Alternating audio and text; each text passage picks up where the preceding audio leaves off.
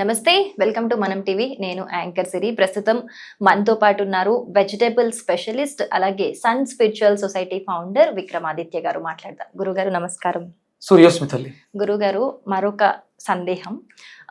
కిడ్నీలో స్టోన్స్ కి సంబంధించి ఈ వెజిటేబుల్స్ లో పాలకూర టమాటా కలిపి తింటే కిడ్నీలో స్టోన్స్ వస్తాయి, ఉన్న వాళ్ళకి ఇంకా డేంజర్ అని చెప్తూ ఉంటారు. అసలు కొంతమంది అయితే ఇంట్లో కాంబినేషనే అసలు వాడని కూడా వాడరు, పొరపాటున కూడా తినరు. అసలు ఈ వెజిటేబుల్స్ కి కిడ్నీలో స్టోన్స్ కి ఏంటి సంబంధం? ఏంటి? అదేమీ లేదమ్మా. అంటే ఇప్పుడున్నటువంటి ఆధునిక వైద్యంలో, మోడర్న్ మెడిసిన్ దాంట్లో ఎక్కడ కూడా న్యూట్రిషన్ గురించి మాట్లాడరు, ప్రస్తావించరు. వాళ్ళకి ఇవన్నీ కూడా అమ్మమ్మలు తాతయ్య నాటి కాలం మాటలే ఉంటాయి. ఇప్పుడు అంటే మీరు న్యూట్రిషనిస్టులు చాలామంది ఉన్నారు, వాళ్ళు ఎవరు కూడా దీని మీద అంటే ప్రాక్టికల్గా వచ్చి వీటి మీద రీసెర్చ్ చేసింది ఏమి ఉండదు. అంతా బుక్ చెప్పిందే. ఇప్పుడు నేను ఏదో రాసేస్తే దాన్ని వాళ్ళు ఇచ్చేస్తారు. వంకాయ తినొద్దు అంటారు, టమాటా తినొద్దు అంటారు. ఎందుకు తినొద్దు అన్నదానికి కారణం తెలియదు. గోంగూర తినొద్దు, ఎందుకు తినొద్దు? నిమ్మకాయ వాడొద్దు, ఎందుకు వాడొద్దు తెలీదు, అస్సలు తెలియదు. అటు కూడా అంటే పాలకూర ఉంది, టమాటా ఉంది, కలిపితే ఏమవుతుంది అంటే కొన్ని కాంబినేషన్స్ ఉన్నాయి, వాటిని అలా మార్చారు. పొట్లకాయ కోడిగుడ్డు అంటే నాన్ వెజ్ వెజ్ అసలు ఒరిజినల్గా కలపకూడదు. ఏంటి అంటే వెజిటేరియన్ ఆకుకూరలు ఉడకడానికి తీసుకునే సమయం, నాన్ వెజ్ ఉడకడానికి తీసుకునే సమయం రెండు ఒకటేనా? కాదు. అంటే ప్రతి పదార్థానికి డెన్సిటీ ఉంటుంది. తోటకూర ఉడకడానికి ఎక్కువ టైం తీసుకుంటుంది, పాలకూర తీసుకోదు, వెంటనే అయిపోతుంది. ఆ కాంబినేషన్, అప్పుడు ఆ కాంబినేషన్ కలపకూడదు.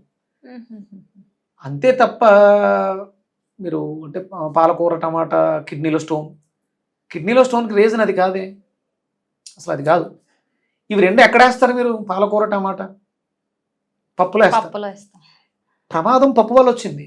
మీరు ఈ రెండు తీసుకెళ్లి టమాటాకి పాలకూరకి పెట్టారు. కర్రీ కూడా చేయొద్దు అంటారు మీరు. అంటే నేను చెప్పేది ఏంటంటే దీన్ని కర్రీ అదే అవగాహన లేని అంటే ఇప్పుడు నేను దీని మీద రీసెర్చ్లో ఉన్నాను 5 ఏళ్ళుగా. వెజిటేబుల్ థెరపీని స్టడీ చేస్తూ చాలా కేసెస్, ఇంచుమించు ఒక 50,000 కేసులు ప్రత్యక్షంగా నేను మాట్లాడి నేను నోట్ చేసుకుని రాసినటువంటి కేసెస్. ఇక నా వీడియోస్ చూసి ఫాలో అయిన వాళ్ళు చాలామంది ఉన్నారు, అవి లక్షల్లో ఉన్నాయి.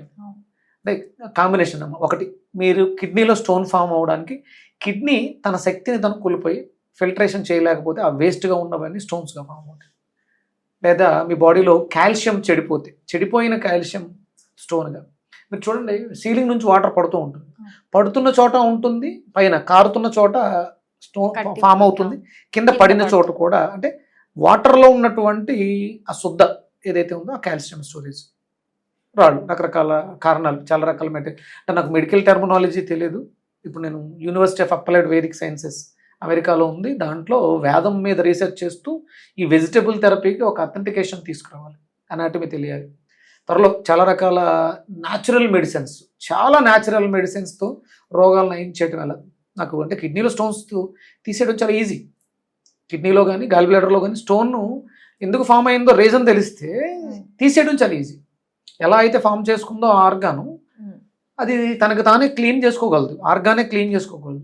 ఓవరాల్గా దీనికి రీజన్ ఏంటంటే మీ బాడీలో ఎసిడిక్ నేచర్ అధికంగా ఉండడం. మీరు హై కుక్డ్ ఫుడ్స్ తినటమే, టమాటా పాలకూర కాదు.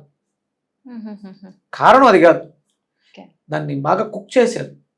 అంటే పాలకూరని ఎక్కువగా కుక్ చేయకూడదు, దాన్ని ఏం చేయాలి, లైట్గా ఆవిరి పట్టాలి, లైట్గా ఉడకబెట్టడం లాంటిది, పారించడం అంటారు. లైట్గా వాటర్ వేసి కొంచెం కలర్ మారిన వెంటనే నీళ్లు తీసేసి లైట్గా తాలింపు వేసుకుని వేసేయాలి. దాన్ని మరి టమాటాతో వేసినప్పుడు ఏం చేస్తాం, ఎక్కువసేపు కూరగా ఉండదు. ఎక్కువసేపు ఎప్పుడైతే ఉడికిందో దానిలో ఉన్నటువంటి ఆల్కలైన్ ప్రాపర్టీస్ ఎసిడిక్ నేచర్గా మారిపోయింది, దానివల్ల వచ్చింది. అంతేగాని పాలకూర టమాటా కాంబినేషన్ వల్ల కాదు. నేను ప్రోస్ట్రేట్కి టమాటా విరివిగా వాడతాను, ఎక్కువ వాడతాను. అసలు టమాటాయే ప్రమాదం అయితే ప్రోస్ట్రేట్ క్యూర్కి టమాటాయే వాడతాం. అదే కదా. అంటే వాటి మీద కొన్ని కాంబినేషన్స్ ఎవరో చెప్పిన వాటిని కొన్ని తీసేసి మనుషులు మారినప్పుడు పదాలు అర్థాలు మారిపోయి ఇలా పరిస్థితులు మారిపోతూ ఉంటాయి. చాలా బాగా వివరించారు. థ్యాంక్ యూ గురుగారు. సూర్యస్మిత.